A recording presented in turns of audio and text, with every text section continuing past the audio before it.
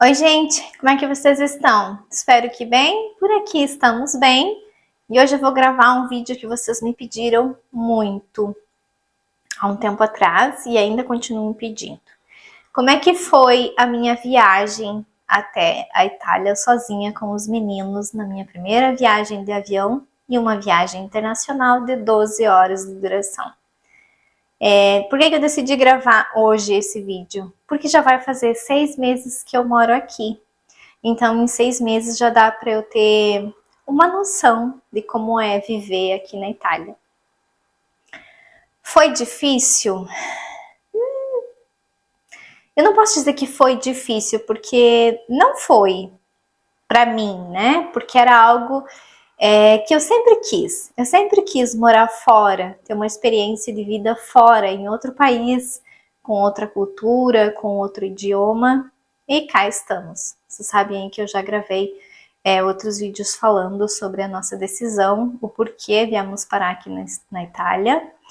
E então acho que não tem necessidade de eu falar a respeito disso. Eu vou deixar linkado os vídeos onde eu falo da nossa decisão de vir morar para cá e o porquê. Vocês também me pediram por que eu não gravei um vlog no dia da viagem, porque era impossível. Primeiro porque eu estava viajando sozinha, minha primeira viagem internacional, minha primeira viagem de avião, sozinha com os 2 meninos e 6 malas. Sim, nós trouxemos 6 malas, porque cada um tinha direito a 2 malas. O André pagou a passagem inteira. Então, como nós tínhamos direito a 2 malas cada um, foi o que nós trouxemos. Cada um tinha direito a uma mala de 23 quilos e uma de 10. Só que eu estaria sozinha para transportar todas essas malas para fazer o processo de despacho delas, então não tinha como. Imagina eu sozinha no aeroporto, com 2 crianças pequenas, num aeroporto gigante, que nem é o aeroporto internacional de Guarulhos, foi por onde eu vim para a Itália, e carregando 6 malas. Então era impossível, impossível. Como é que foi o processo de viagem? Primeiro o avião eu peguei em Navegantes até São Paulo e a minha irmã estava comigo. Então ali o processo de despacho das malas foi mais fácil. Quer dizer, entre aspas. Quando você vai fazer uma viagem com os filhos, você tem que ter o passaporte das crianças, principalmente se é viagem internacional, né? No nosso caso, você tem que ter o passaporte com a autorização de ambos os pais para a criança viajar sozinha com um deles. No nosso caso, quando nós fizemos os passaportes dos meninos, nós já autorizamos. Então, essa autorização vem impressa no próprio passaporte, autorizando os meninos viajar tanto só comigo quanto só com o Léo. Caso contrário, quando você chega no aeroporto, você é barrado. Você não embarca se não tiver autorização de ambos os pais. Se você, né, no caso, se você fez o passaporte e não permitir que o teu filho viaje sozinho só com a mãe ou só com o pai, você precisa de uma autorização judicial para poder fazer essa viagem. Quando os pais estão juntos, aí não precisa nada disso. No nosso caso, quando nós fizemos o passaporte dos meninos, nós já fizemos essa autorização porque nós sabíamos que eu viajaria sozinha com eles. Outra coisa também que na hora de fazer o embarque, seja o nacional quanto o internacional, você apresenta os documentos das crianças e, claro, o teu documento. Só que no documento dos meninos não consta o meu sobrenome, porque eu não quis. Quando os meninos nasceram, eu optei só por colocar o sobrenome do Léo. Então não tem o meu sobrenome. E aí, então, na hora de fazer o processo de embarque, ela já começou a embaçar, porque no nome dos meninos não tinha o meu sobrenome. Só que ela provavelmente não tinha conhecimento de que se eu tivesse o certidão de casamento, não teria problema. Ela já não queria deixar eu embarcado. Eu disse, não, moça, não tem como. Já tô com passagem emitida internacional para hoje. E eu sou a mãe dos meninos. Se você quiser, a certidão de casamento tá aqui comigo. E aí prova que eu sou a mãe legal dos meus filhos. Assim, mas eu precisava de um documento seu de solteiro. Eu disse, não, eu não tenho mais. Eu sou casada, eu tenho um outro nome, então meus documentos foram emitidos com o meu novo nome. E aí ela acabou que entendeu e me liberou. Ok, para fazer a viagem de Navegantes a São Paulo é rapidinho, uma média de 1 hora só. Só que para mim foi a pior experiência de avião. Por quê? Porque o avião é menor. No meu ponto de vista, o processo de decolagem e aterrissagem é totalmente diferente de um avião grande. Porque o pequeno sobe muito rápido e desce rápido. E nesse sobe e desce, eu passei muito mal. Por quê? Porque eu sou uma pessoa muito sensível a balanços, digamos assim. Eu tenho uma sensibilidade altíssima em relação a não estar estável. Acho que vocês conseguem me entender. Eu tenho tonturas com muita frequência se eu não tiver estabilidade sobre os meus pés ou sobre o meu corpo. Tanto que eu não ando de roda gigante, eu não gosto de andar de barco, porque tudo isso me causa mal-estar insuportável. É o meu passeio acabar, eu passar por um processo desse. Aí então a primeira impressão que eu tive sobre voar, péssima, porque eu passei mal. Eu só não vomitei porque não era para ser, porque de resto eu tive tudo. Aí eu pensei assim, meu Deus, se eu tô tão ruim assim, viajando agora, imagina como é que vai ser a viagem internacional. Eu já estava com toda a carga de preocupação sobre como seria a viagem com os meninos, e aí mais essa de eu não estar bem fisicamente quando chegasse em São Paulo. Aí quando começou a estabilizar, que eu comecei a ficar ok, melhorada aquele mal-estar, nós chegamos e novamente eu tive um mal-estar horrível. Só que quando eu saí de dentro do avião, que eu coloquei o pé no chão, passou instantaneamente. Eu não sei se é assim que acontece, ou se no meu caso, uma extrema necessidade que eu tinha de estar bem, eu pedia para Deus o tempo todo, me deixa ficar bem, porque eu preciso estar bem para continuar essa viagem. E aí, quando eu coloquei o pé no chão, eu melhorei. Aí começou o desafio de encontrar as malas. Encontramos as malas, peguei um carrinho, e aí começa o outro processo de desafio a encontrar o portão de embarque internacional, porque o aeroporto é gigantesco. Tu chega de um lado e para você fazer o embarque internacional é do outro lado. Esse aeroporto, da onde eu desci até onde eu teria que ir, é 3 km. É mal sinalizado, eu achei a sinalização péssima. Eu tive que pedir várias informações, uns me deram informação certa, outros me deram informação errada. E eu comecei a ficar preocupada porque eu não conseguia achar o lugar certo onde despachar as malas. E pensando, meu Deus, eu preciso despachar essas malas, porque senão vai dar hora de eu embarcar e eu não vou conseguir. Mas mais uma vez, deu tudo certo. Primeiro você chega no aeroporto, você nem sai de dentro do aeroporto quando você chega de uma viagem e vai continuar fazendo outra. Então, eu achei o lugar de despacho das malas internacional, né, pela companhia que eu estava voando. Nós voamos pela TAM. Então, despachei as malas e eu decidi despachar todas as malas. Despachei as 6 malas. Como é que eu ia carregar 3 malas de mão, mais 3 mochilas e os 2 meninos? Então, eu optei por despachar todas elas. Por isso que eu embalei. Lembra que eu mostrei para vocês como é que eu ia embalar as malas? Por se tornar mais seguro e mais fácil na hora de eu encontrar. O despacho das malas foi super tranquilo. Os pesos estavam dentro dos adequados que eu tinha pesado em casa. Então, o despacho foi ok. Despachamos as 6 malas e fomos para o processo de embarque. Aí você passa de novo pelos detectores de metal. No meu caso, eu levei os eletrônicos comigo, que é o recomendado, e eu só tirei o notebook da minha mochila. O celular, os tablets, não foi necessário, somente o notebook. Aí você passa pelos detectores de metal, recolhe suas coisas e segue. E eu tava nervosa, porque se a moça de Navegantes tinha implicado por eu não ter um documento de solteira, como é que seria o internacional? O internacional, eu apresentei os passaportes dos meninos e automaticamente ela me pediu a certidão de casamento, que eu apresentei para ela, e ela levou para uma pessoa que tem um cargo mais elevado que ela a autorizar o meu embarque com os meninos. Ok, foi simples, foi uma questão de 5 minutos, nós passamos pela Polícia Federal, né? Que é quando a gente faz a última passagem ali, quando você passa dali, você tá tudo ok para você embarcar. Aí tudo certo, passamos, ai, eu respirei tranquila, sabia que o processo de embarque estava tudo ok.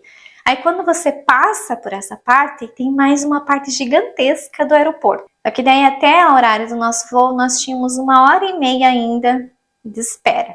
A gente passou e fomos comer, que do outro lado tem restaurante, tem lojas. Para quem já fez viagens internacionais, sabem como é que é, conhecem o aeroporto. Se veio por Guarulhos. E para quem não conhece, então é como se fosse um shopping, digamos assim. Quando você passa, todo o aeroporto é assim, cheio de praça de alimentação, tem vários restaurantes, várias lanchonetes, várias lojas para você comprar coisinhas, lembrancinhas. Aí decidimos ir comer, porque nós não tínhamos almoçado, os meninos estavam com muita fome, e aí fomos comer.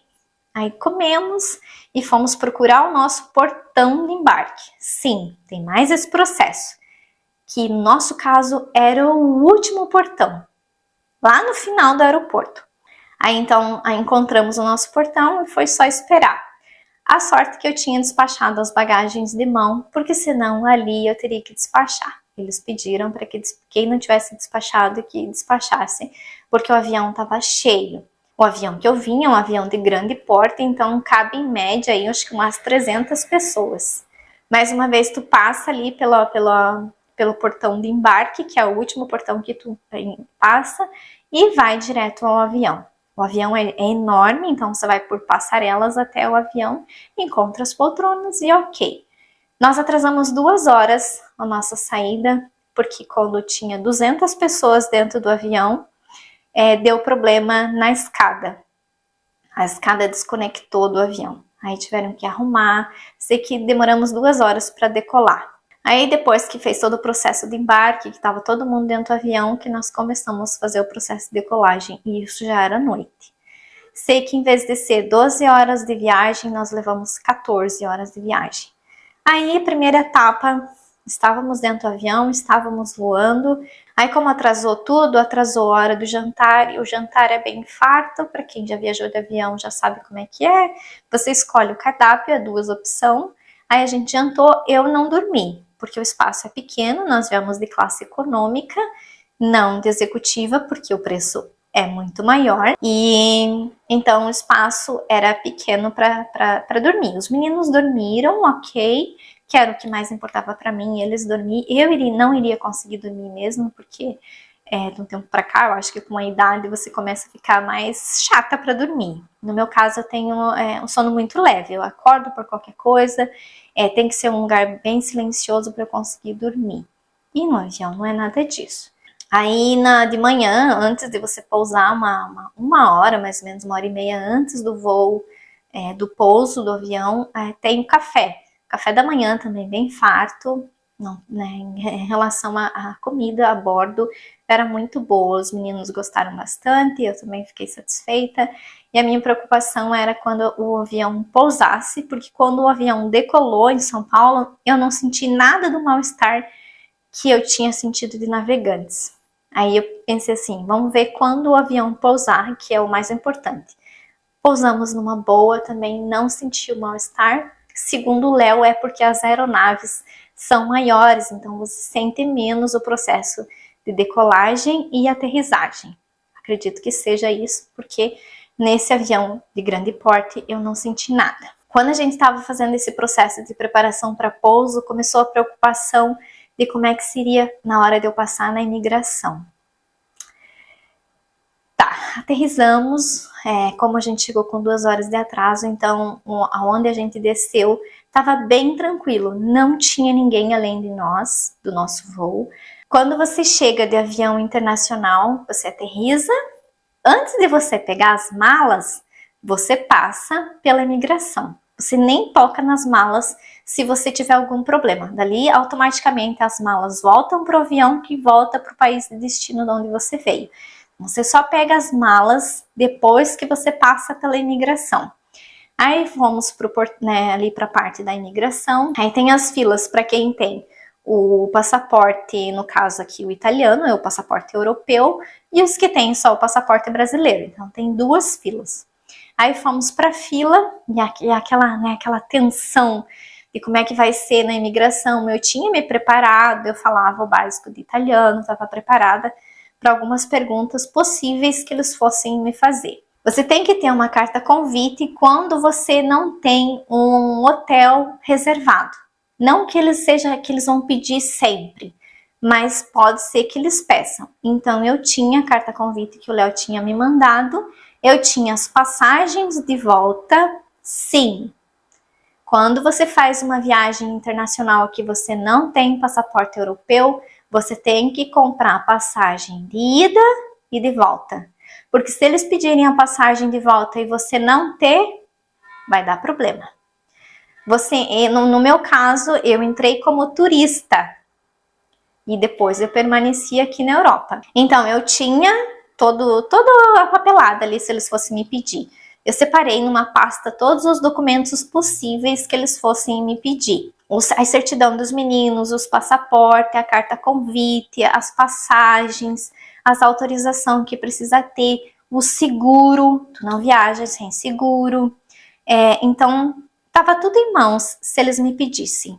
Aí, chegou a minha vez, o rapaz me chamou, eu apresentei os passaportes, que é os primeiros que ele, né, o passaporte é a coisa mais importante, você tem que apresentar o passaporte para eles poderem carimbar.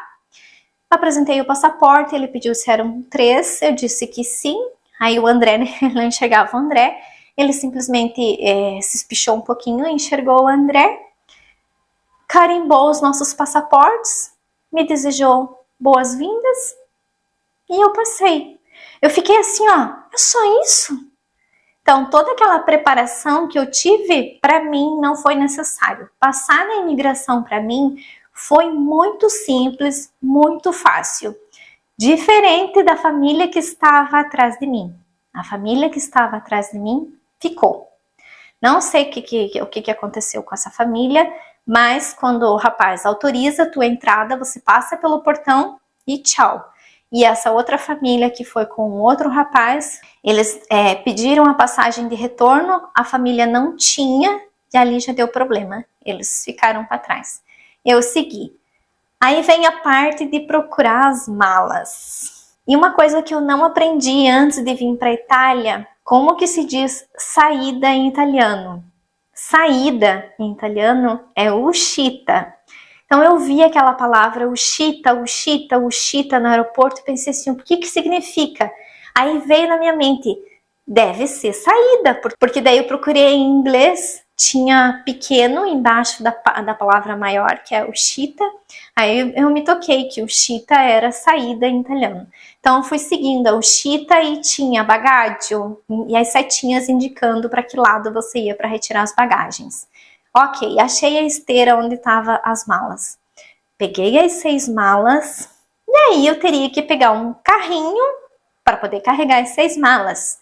Só que uma coisa que ninguém te diz, que você não tem nem noção, é que aqui no aeroporto de Malpensa, que foi por onde eu cheguei, você tem que pagar para tirar um carrinho.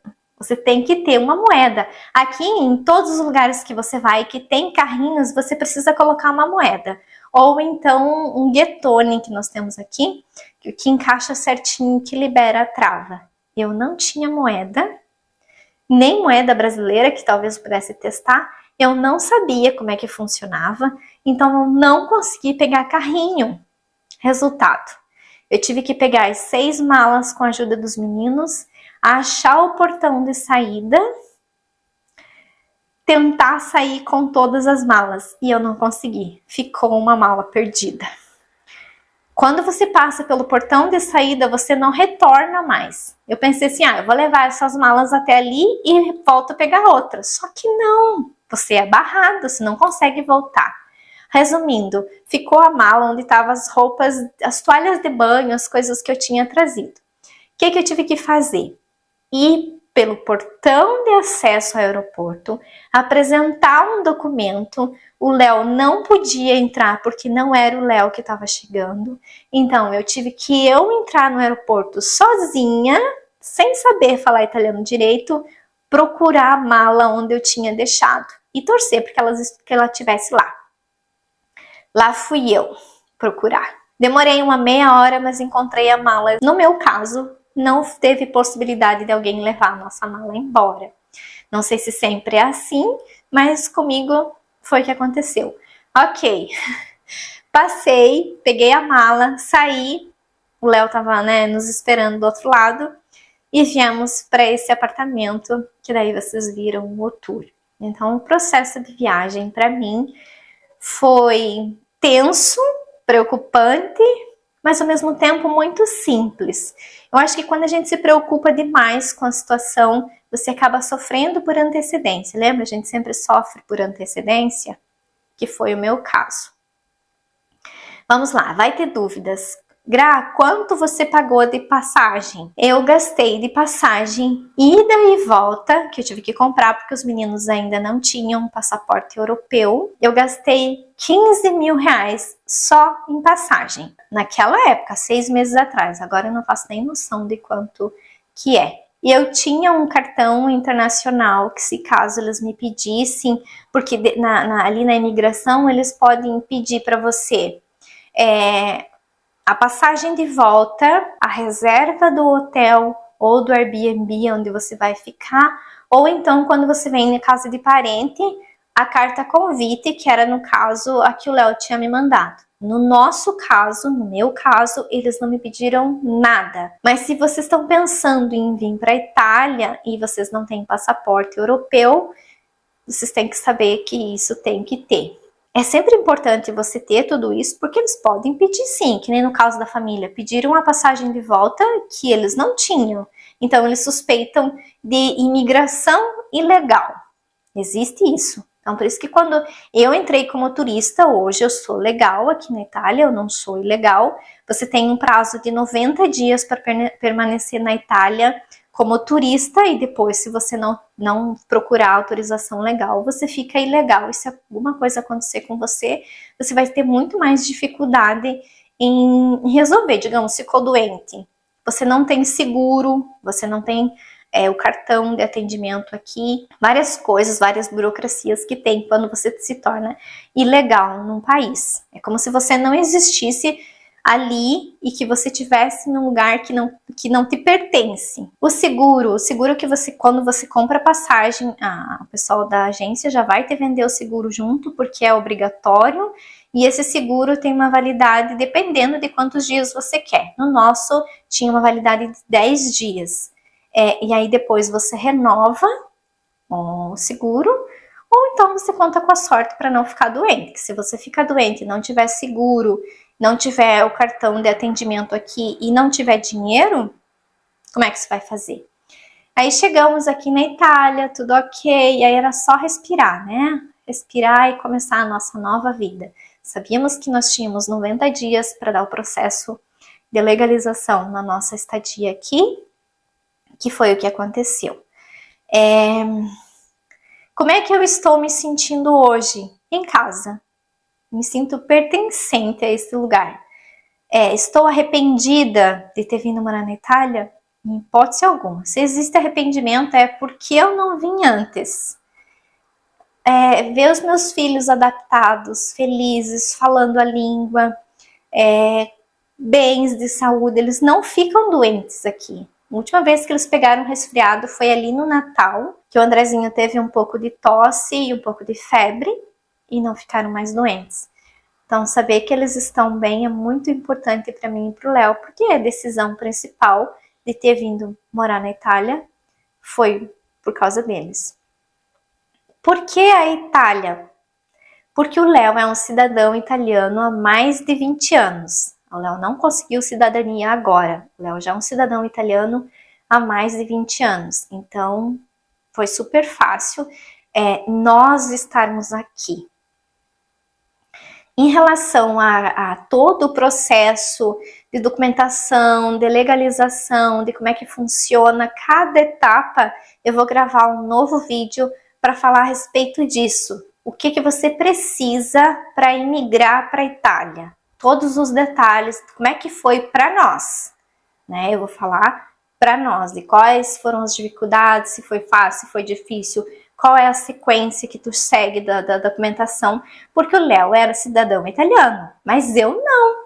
E os meninos ainda não têm, porque nós precisamos da entrada para que venha a documentação com ali na identidade deles, em vez de ser brasileiro, venha como italiano, que nem é no caso do Léo.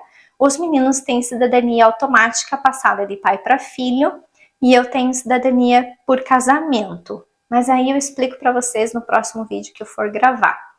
Então hoje eu sentei aqui para falar a respeito de como é que foi a minha viagem para cá, como é que foi o dia da nossa viagem, como é que eu estou até hoje. A nossa cidade é pequena, tem um pouco mais de 2.000 habitantes. Não sei se tem brasileiros aqui, agora não tive contato com nenhum brasileiro aqui na minha cidadezinha, mas tem nas cidades vizinhas. Tem uma que nos segue no canal que mora em Mortara, que é 10 minutos aqui de casa. Tem a menina que mora em Vercelli. Vercelli é um pouquinho mais longe, acho que uma meia hora. E daí tem espalhados pela Itália, que eu sei aqui é perto aqui de mim, então é essa de Vercelli e a de Mortara. Aonde eu moro numa cidadezinha que faz parte de Novara. Novara é a cidade grande aqui da região, digamos. Ela tem um pouco mais, acho que não chega a ter 200.000 habitantes. É uma cidade que tem de tudo. Tudo que você quiser tem ali.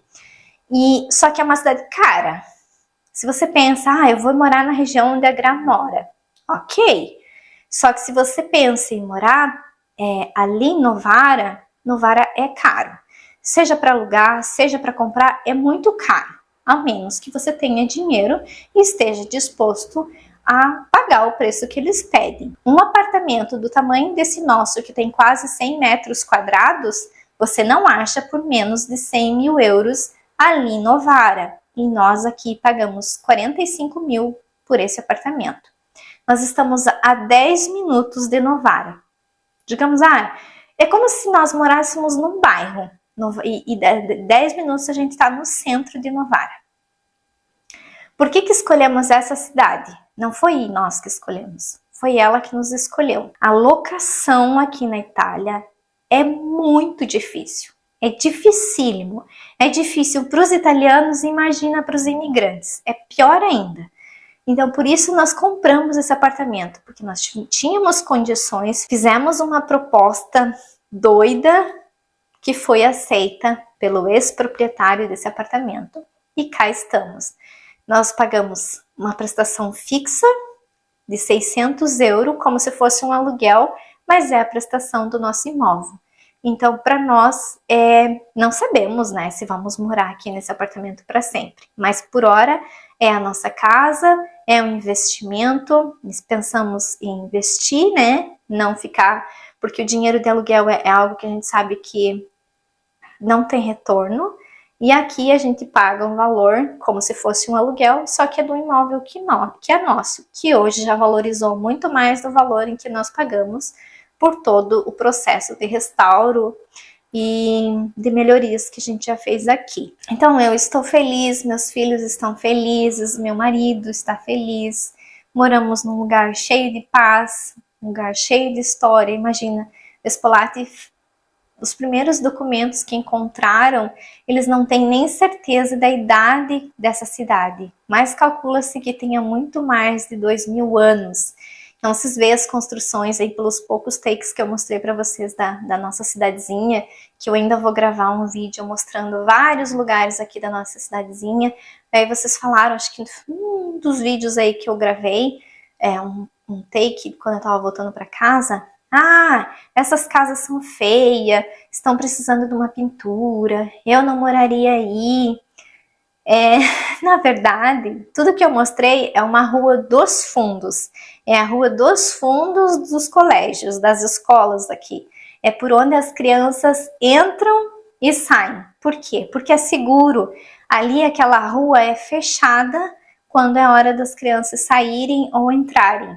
Fica como se fossem policiais, os guardas de trânsito colocam uma barreira na entrada da rua, tanto num lado quanto do outro, para que os carros não passem. Até porque aquela rua quase não passa carro, é só os carros mesmo do pessoal que mora ali atrás.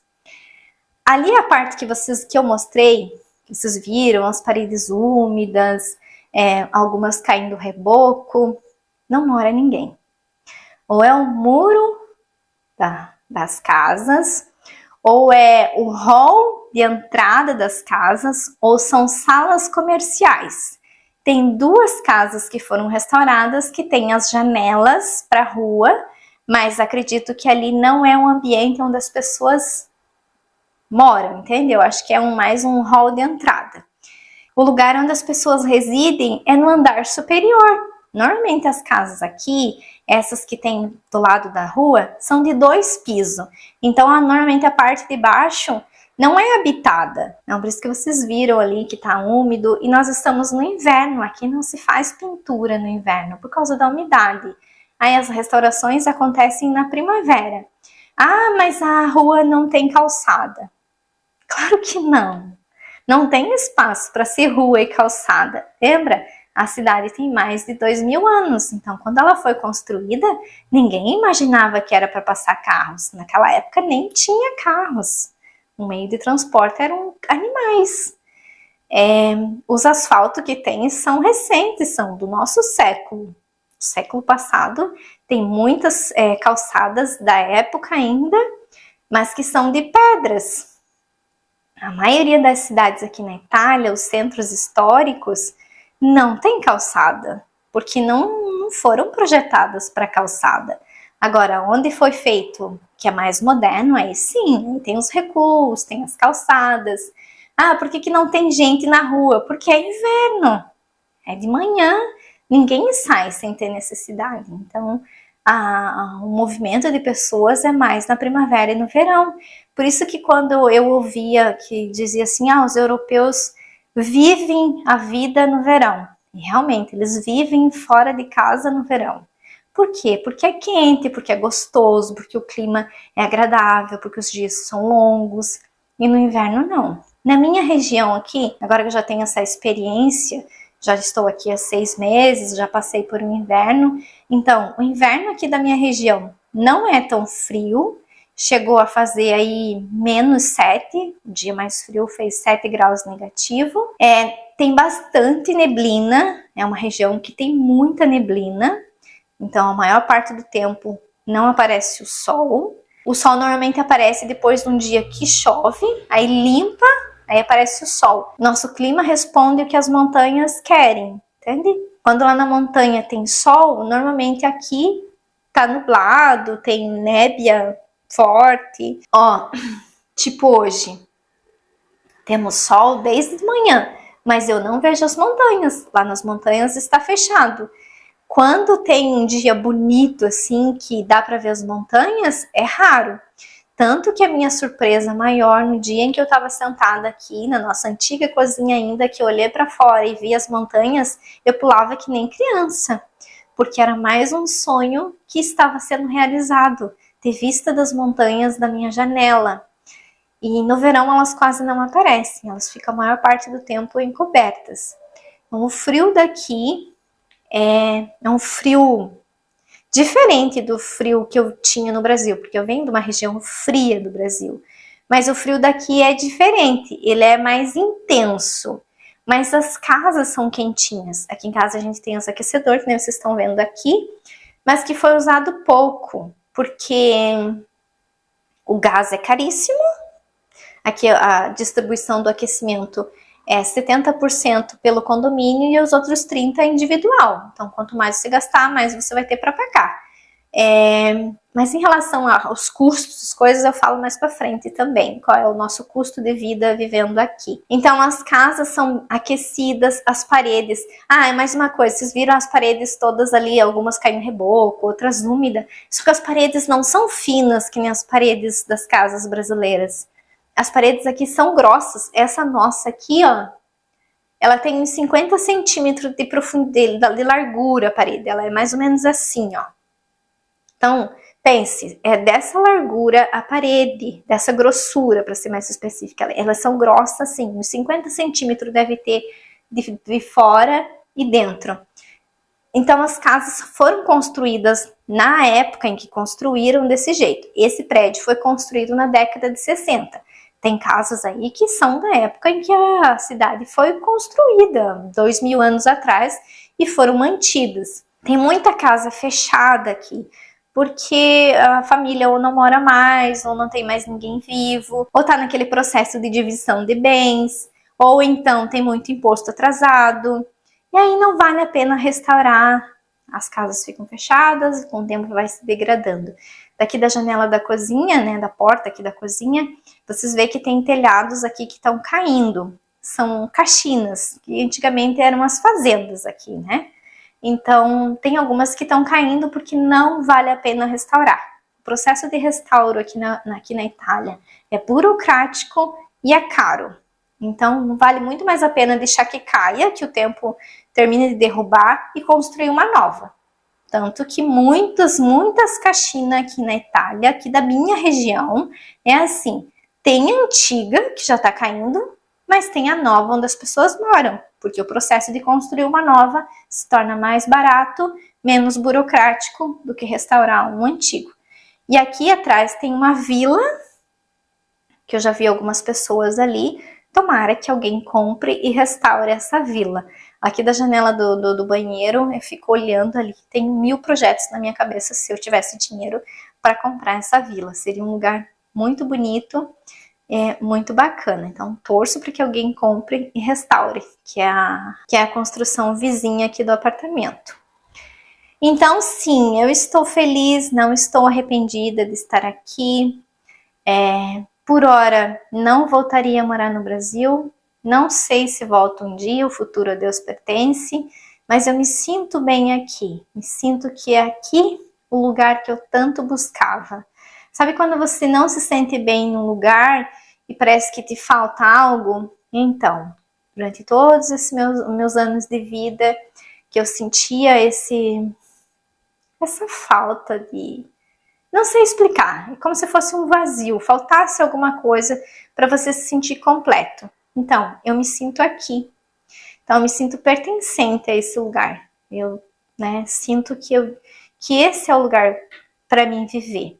Se eu vou ficar aqui para sempre, não sei, o futuro a Deus pertence. Os problemas de saúde que eu tinha, eu não tenho mais. Outra coisa que eu também vou comentar com vocês, a respeito da minha saúde, que estava bem precária antes de eu vir para cá, e o que fez com que eu melhorasse, mas eu vou falar a respeito disso mais para frente também. Eu espero que vocês tenham gostado aí do meu relato de como é que foi o dia da nossa viagem, como é que estamos nos sentindo hoje, e o futuro a Deus pertence, né? O que tiver que ser, será. Eu volto para gravar um vídeo falando de todas as etapas, como é que é quando você chega aqui na Itália, o que você tem que fazer para se tornar uma pessoa legal, para não ter riscos e problemas depois se você não conseguir a tua legalidade sem ter cidadania. Porque eu sei que tem muita gente que tem vontade de vir para a Itália, mas tem medo ou então não sabe como é que faz, como é que é o processo até chegar aqui e viver uma vida normal como todo mundo em qualquer lugar do mundo. Então, mais uma vez, muito obrigada pelo carinho e até o nosso próximo vídeo.